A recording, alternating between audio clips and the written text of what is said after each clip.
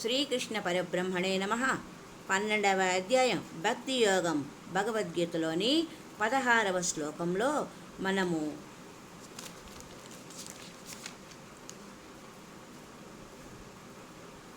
అనపేక్షః శుచిః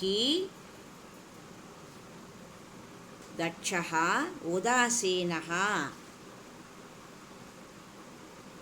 గతవ్యదం సర్వారంభ పరిత్యాగి అన్న పదాలకు వివరణ తెలుసుకుంటూ వచ్చాం కదండి.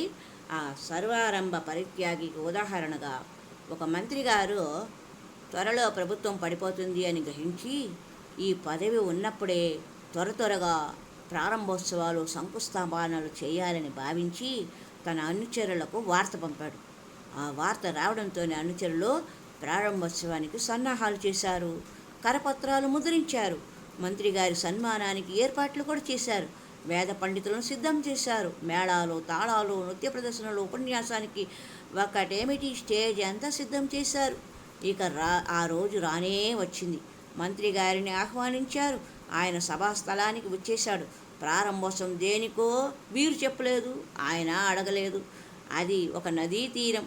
వేద పండితులు మంత్రి గారికి సన్మాన కార్యక్రమం పూర్తి చేసి మంత్రి గారిని ఆహ్వానించి నది దగ్గరకు తీసుకొని వచ్చారు. అందరూ కలిసి నదిలో దిగారు. మంత్రి గారిని చేతులు చేపమని 3 సార్లు చెంబుతో ఆ నదిలో నీటిని ఆయన చేతిలో పోశారు. ఇప్పుడు నదికి ప్రారంభోత్సవం అయిపోయింది. ఇప్పుడు ఇక సాంస్కృతిక కార్యక్రమాలు, మంత్రి గారి ఉపన్యాసం ప్రారంభమవుతుందని మైకులో వినబడుతుంటే అందరూ అక్కడికి వెళ్ళి కూర్చున్నారు. నదికి ప్రారంభోత్సవం అంటే ఈరోజే ప్రవహిస్తున్నదా? నది కొన్ని వందలు లేదా వేల సంవత్సరాల నుండి అలా ప్రవహిస్తూనే ఉన్నది. అయినా ఈరోజు ప్రారంభోత్సవం ఏమిటి? ఇదే అనవసర అహంకారం. ఎలాగూ జరిగిపోతున్న దానిని నేనే జరిపిస్తున్నానని అహంకరించడం అల్పుల లక్షణం. భక్తుడైన వాడు తాను కేవలం నిమిత్త మాత్రుణ్ణి అని భావిస్తాడు. ఈ లక్షణాలు ఉన్న భక్తుడే నాకు ప్రియ భక్తుడు అని భగవానుడు తెలియజేస్తున్నారు. ఇప్పటి వరకు భక్తునికి ఉండవలసిన 36 లక్షణాలలో మనము 21 లక్షణాలను గురించి తెలుసుకున్నాం.